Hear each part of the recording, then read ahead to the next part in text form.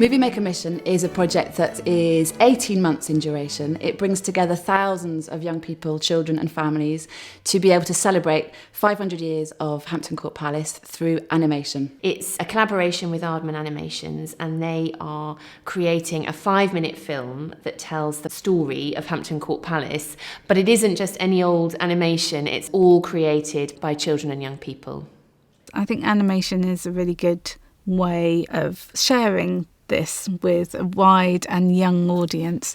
Because children relate to animation, it's a very good medium for compressing a lot of events, and we feel like we're in a different place, a different time. And you can be funny, and I think humour is what children remember. I'm Jane Seymour and I'm Henry VIII's third wife.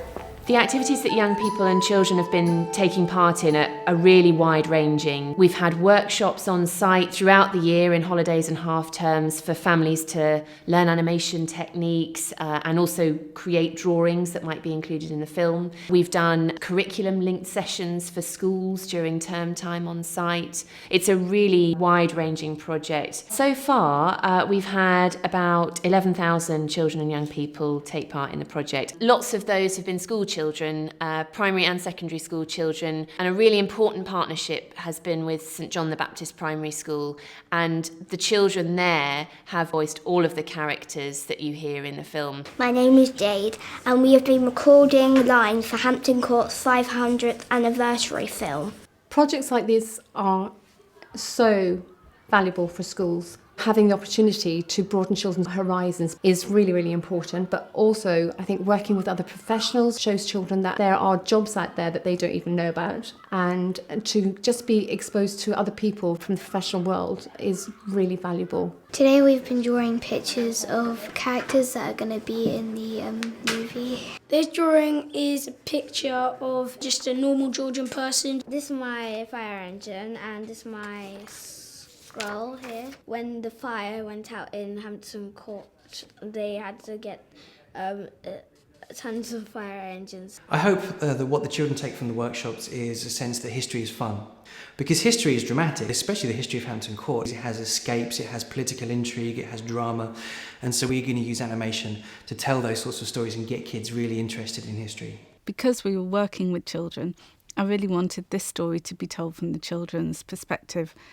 What dawned on me was that children in the palace would have been working there, so the chambermaids and the kitchen maids and the gong scourers, who are the children that scrape out the tunnels under the house of easement, which is the toilet. So I tried to make a conscious effort for it to be their voices that were narrating the sensible events of the story. Oof. It's 1558 and poor lonely Queen Mary died of horrible diseases.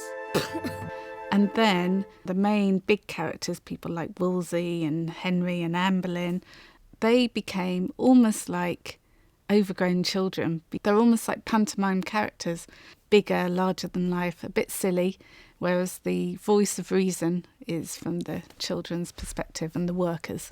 So, and that way it encompasses everyone who lived at the palace, not just the monarchy.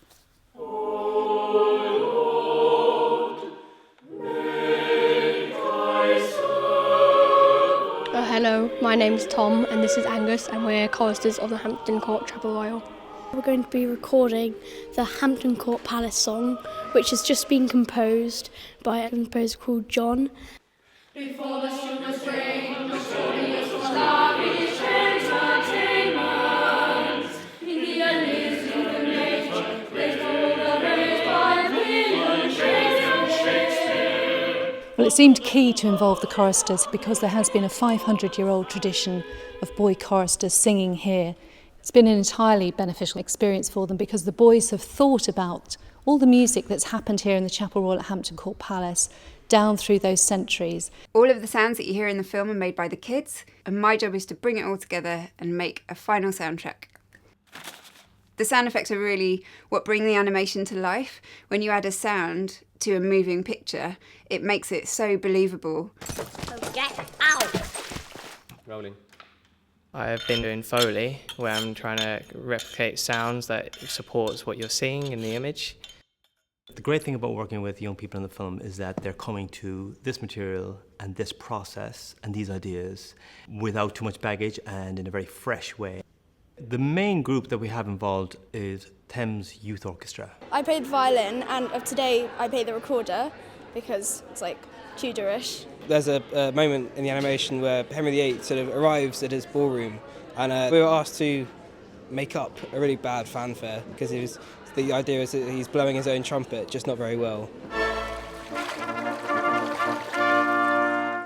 Also involved is Hampton Hill Juniors, fantastic young primary school choir, and they're singing the song that accompanies the end credits.